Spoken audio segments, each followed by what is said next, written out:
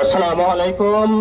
এখানে উপস্থিত হয়েছেন গত 15 বছরে ফেসিবাদ বিরোধী যে আন্দোলন হয়েছিল, আন্দোলনের বিভিন্ন অগ্রসৈনিক বৃন্দ, গত 24-এ যে গণ অভ্যুত্থান হয়েছিল, গণ অভ্যুত্থানের নায়কেরা এখানে উপস্থিত হয়েছেন। গত 1 দশক ধরে যারা জুলুম নিপীড়ন শিকার হয়েছেন ওনারা এখানে উপস্থিত হয়েছেন। জাতীয় মিডিয়া ব্যক্তিত্ব যারা গত 15 বছর ধরে জেল জুলুমের শিকার হয়েছেন।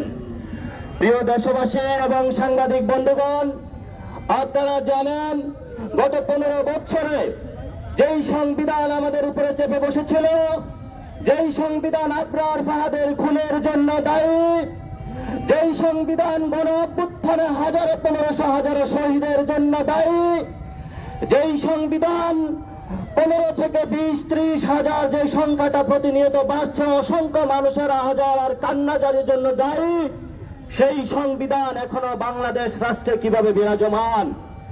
আমি বাংলাদেশের মানুষের কাছে প্রশ্ন রাখতে চাই, যেই চুপ্পুর কারণে বাংলাদেশের মানুষের উপরে একটি গণ অভ্যুত্থানের মধ্য দিয়ে যে হাজারো শহীদ হয়েছিল, হাজার হাজার মানুষ আহত হয়েছিল, সেই চুপ্পু এখনো কিভাবে রাষ্ট্রপতি থাকে? আমি বাংলাদেশের মানুষের কাছে প্রশ্ন রাখতে চাই, যে আবরার ফাহাদের বিচার নিয়ে গড়িমসি করা হয়েছিল, সেই বিচারালয়ে যে বিচারকরা বাংলাদেশের জনগণের বিরুদ্ধে বিচারের রায় দিয়েছিল, সেই বিচারকরা এখনো কেন সুপ্রিম কোর্টে রায় দিয়ে যাচ্ছে? আমি বাংলাদেশের মানুষের কাছে প্রশ্ন রাখতে চাই, যারা গত 15 বছর যে জুলুম আর অসংখ্য নির্যাতনের শিকার হয়েছে, তারা এখনো বাংলাদেশে প্রবেশের পর কেন দাঁড়ে দাঁড়ে পুলিশের কাছে এখনো ঘুরতে হচ্ছে? আমি বাংলাদেশের মানুষের কাছে এখনো প্রশ্ন রাখতে চাই, এখনো যারা অভ্যুত্থানে আহত হয়েছিলেন তাদের এখনো চোখ কেন অন্ধ হয়ে যাচ্ছে?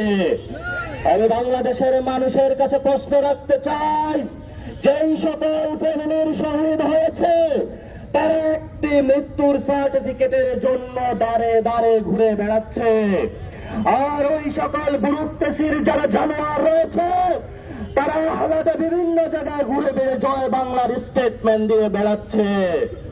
আমরা বলতে চাই, গত 15 বছর নয়, গত 53 বছরে 72-এর যে সংবিধান আমাদের উপরে মানবিকতা রক্ষা করতে পারে নাই, অতি সত্তর বাংলাদেশের মানুষ ঐক্যবদ্ধভাবে আমরা চাই সেই সংবিধান দ্রুত বাতিল হোক। গণমানুষের অভ্যুত্থানের মধ্য দিয়ে যেই সংবিধান অটোমেটিক বাতিল হয়ে গিয়েছে, সেই সংবিধান এই গণ অভ্যুত্থানের যে স্পিরিট আছে সেই স্পিরিটের মধ্য দিয়ে নতুন করে লিখিত করতে হবে। যেই সংবিধানের মধ্য দিয়ে একটি আত্মমর্যাদাশীল জাতীয় সত্য হিসাবে রূপান্তরিত হয়ে সেই দিল্লির অগ্নিচক্ষুকে আমরা পাশ কাটিয়ে বিশ্ব মর্যাদায় বাংলাদেশকে একটি নতুন শক্তি হিসাবে আবির্ভূত করব। আগামীর যে লড়াই, বাংলাদেশের তরুণ যুব সমাজদেরকে আহ্বান করছেন, আপনারা গণ অভ্যুত্থানে রক্ত দিয়েছেন, গণপদ্ধতি 15 বছরে রক্ত দিয়েছেন, রক্ত আমাদেরকে আরো দিতে হবে। তবে আমরা এই সংবিধান, বিচারালয়, ব্যুরোক্রেসি, পুলিশ বাহিনী, আর্মি, যে যে জায়গায় ফেসিবাদীর এখনো দোষর রয়েছে তাদেরকে উৎখাতের জন্য আসুন মাঠে ঐক্যবদ্ধ হয়ে আর একটা যুদ্ধের আমরা ডাক দেই।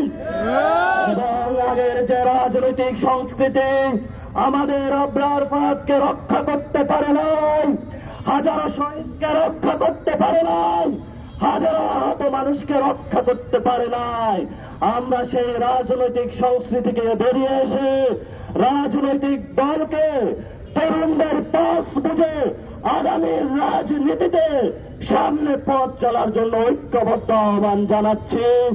এবং আগামীতে আমাদের যে আবরার ফাহাদ জাতীয় বীর রয়েছে, এই বীরদেরকে যথাযথ সম্মানের মধ্য দিয়ে আগামীর লড়াইয়ে সকলকে সারথি হওয়ার জন্য আহ্বান জানিয়ে আমি আমার বক্তব্য শেষ করছি। জাতীয় নাগরিক কমিটির পক্ষ থেকে সবাইকে লাল সালাম, ইনকিলাব, ধন্যবাদ।